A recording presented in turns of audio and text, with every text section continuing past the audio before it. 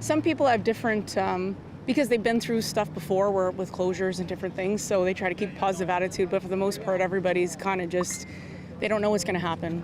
I don't see this plan ever going down in the near future. It's the heart and blood of Windsor, Ontario, so. I think things will work out.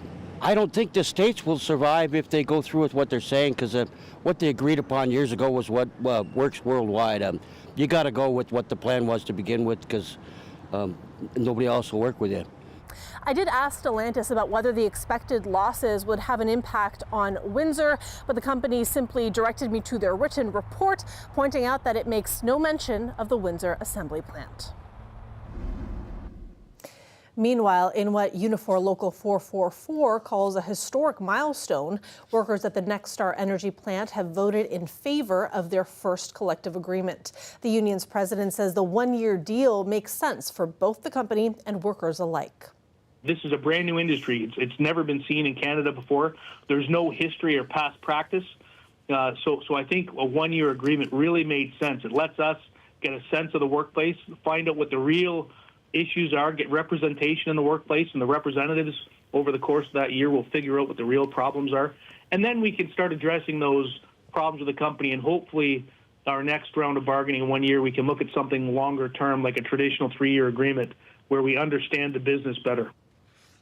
He says the one-year term means they will be back at the bargaining table next year, just a month before Unifor negotiations begin with the Detroit 3 automakers. The union says the deal was ratified with an 88% vote over the weekend.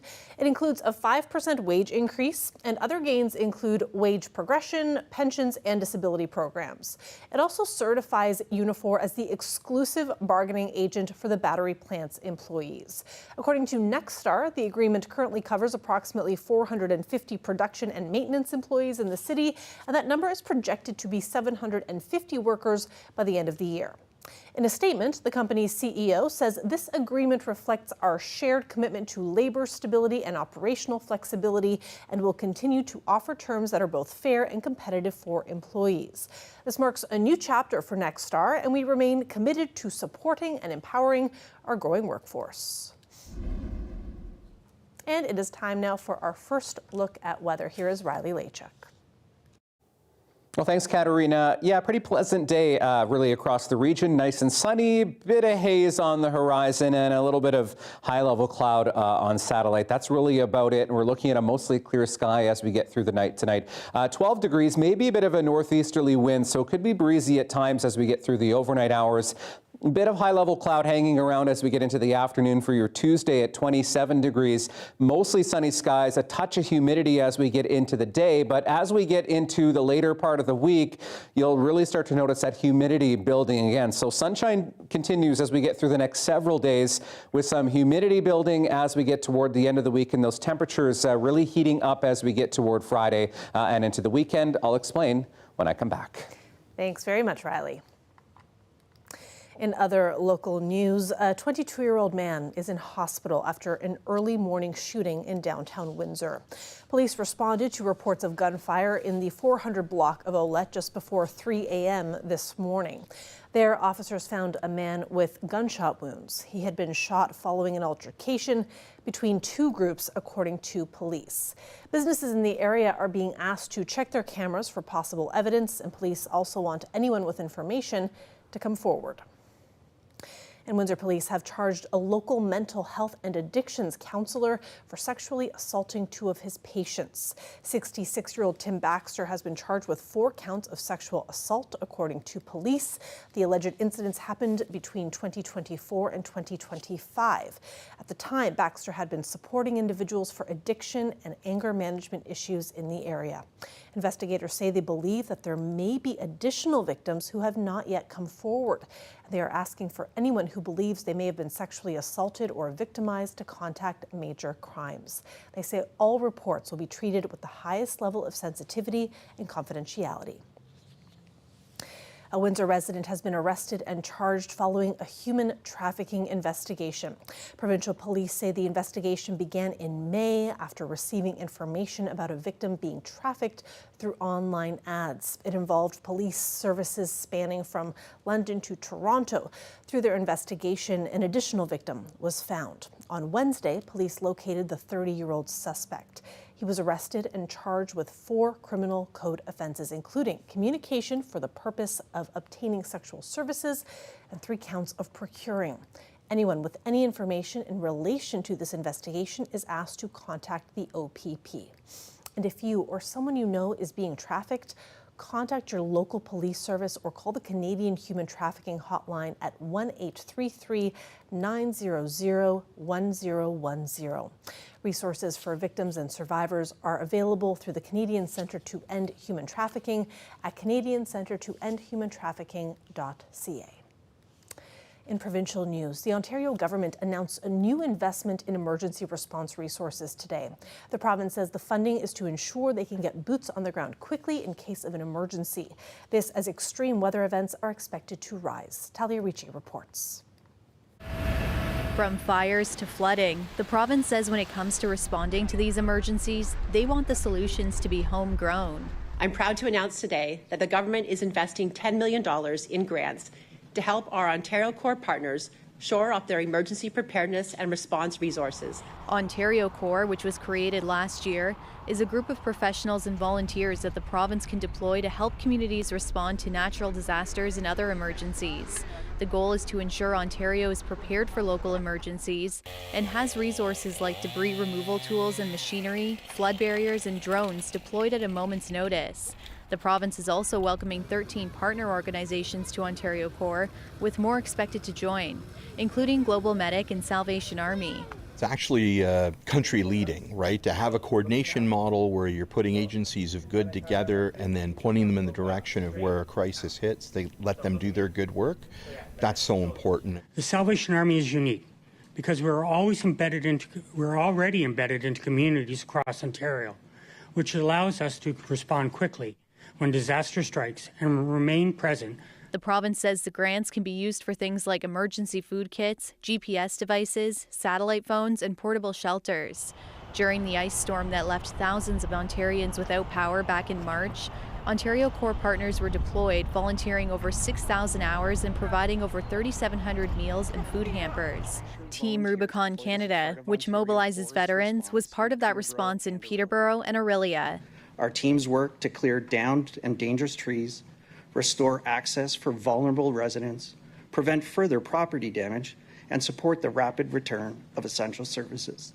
Climate change experts say weather events are going to continue increasing in frequency and severity, and it's important that all levels of government are prepared.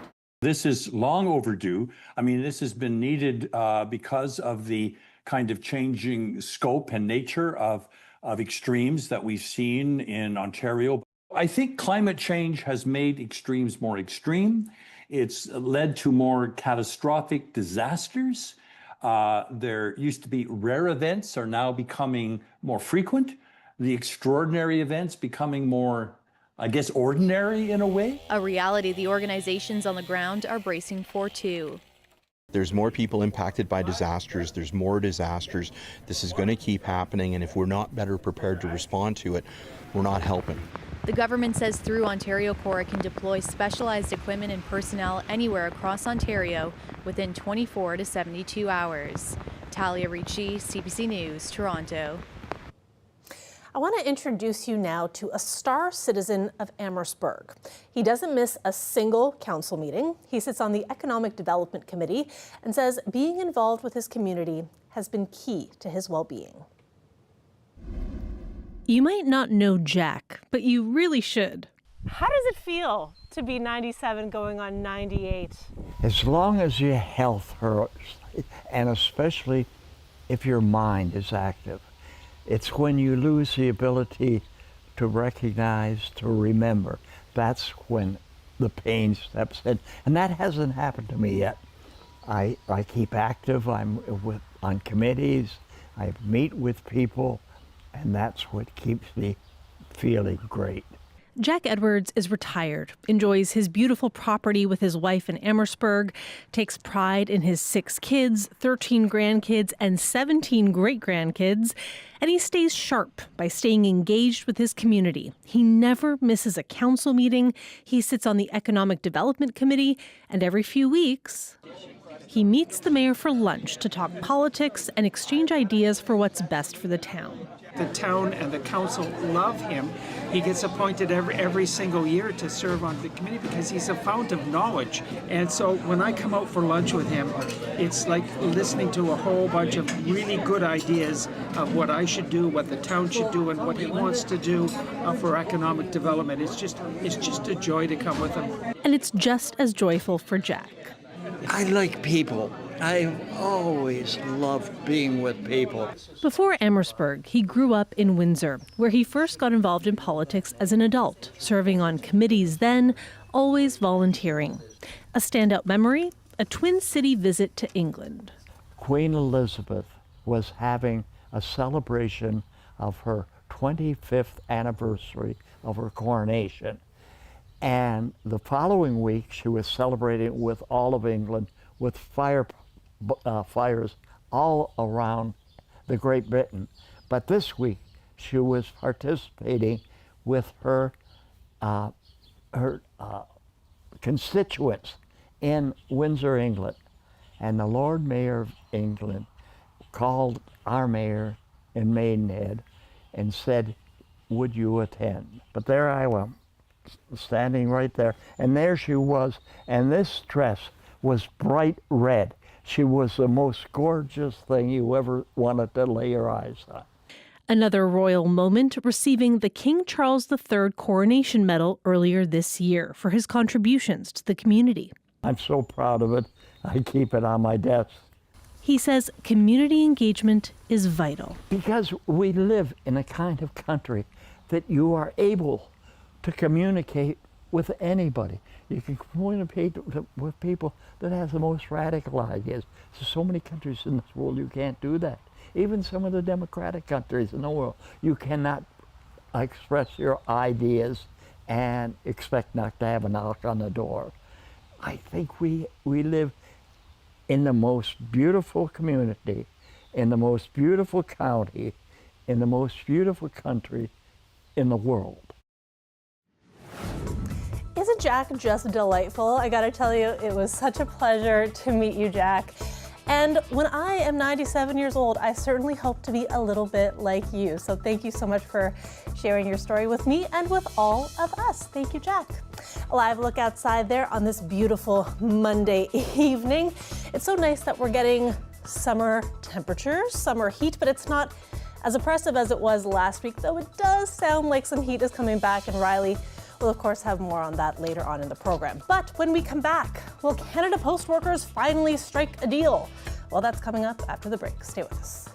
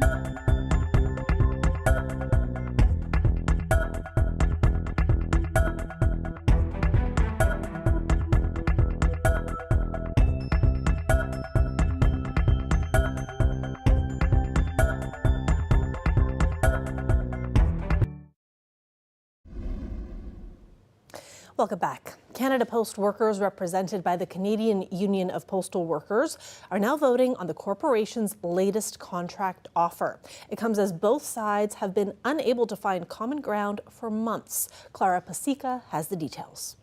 Voting opened at 7 a.m. to members of the Canadian Union of Postal Workers, but there aren't a lot of signs that this will do much to clear an impasse tension between these sides for months now. Canada Post is calling this its final offer. They're touting that they will be maintaining the defined benefit pensions, offering a wage increase that amounts to 13% compounded over 4 years, and they'll also be changing the way the parcel delivery model works to include part-time weekend work, something that the union is opposed to.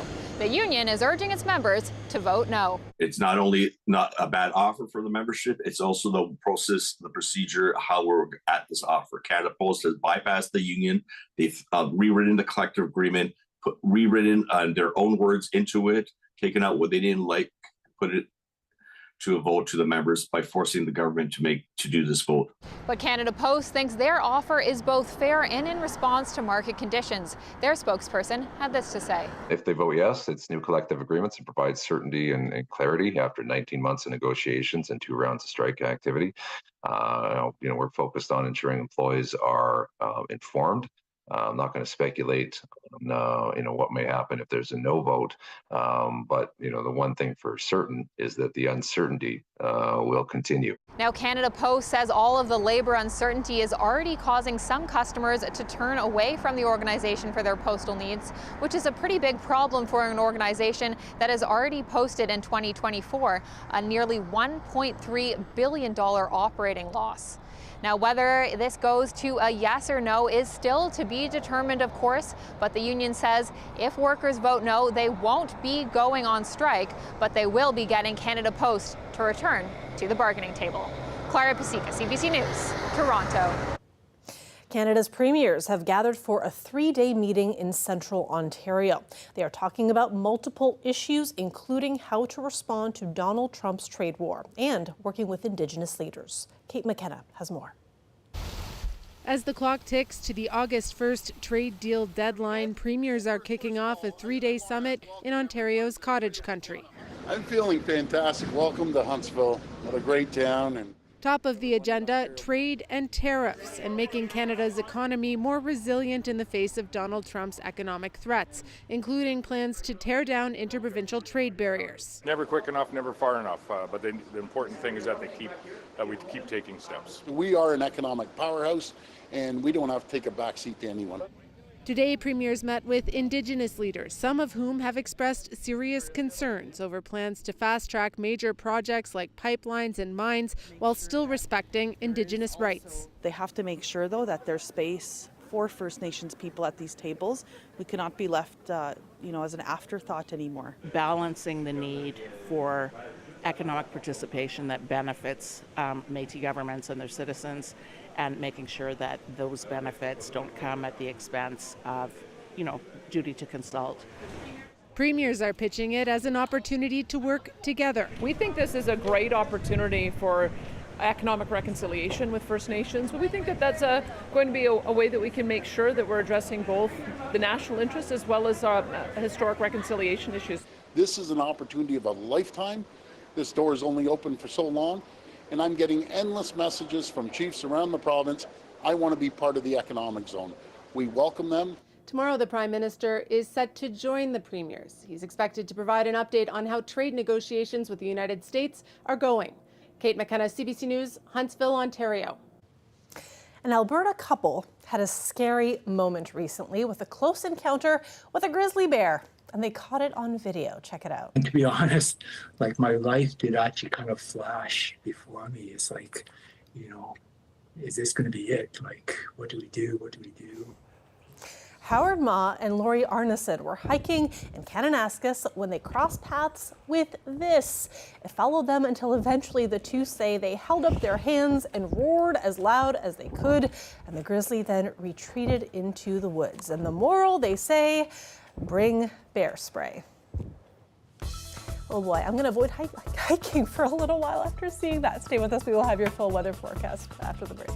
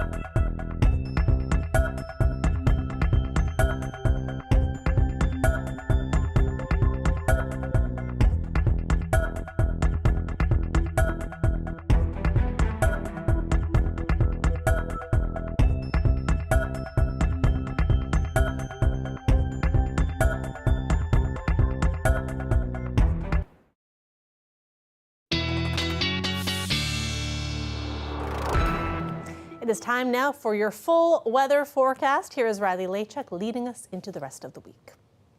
So pretty seasonal day really across much of southern Ontario today into the southwest, looking at 24 this afternoon in Windsor, Chatham-Kent at 25, a couple of 21s, 23s on the board as we've gotten throughout the afternoon hours. So, I mean, these are a couple degrees below seasonal for this time of the year, but ultimately pretty comfortable out there. We've been stuck under this trough in the jet stream that's allowed some of that cooler Arctic air to filter down into parts of southern Ontario and into southern Quebec. But you'll notice as this jet stream kind of cuts through the region, you probably have noticed maybe a bit of a milkier or hazier sky. That's actually from fires burning in northwestern Ontario and Manitoba, some of that smoke being picked up on the jet stream and filtered eastward down into southern Ontario. So as we get through into the overnight hours, mostly clear skies as we start the day on Tuesday even, maybe a bit of cloud cover here and there, but really that's about it. As we get through the day on Tuesday, we'll start to maybe get into a bit of a more humid airflow as we get into the day on Wednesday.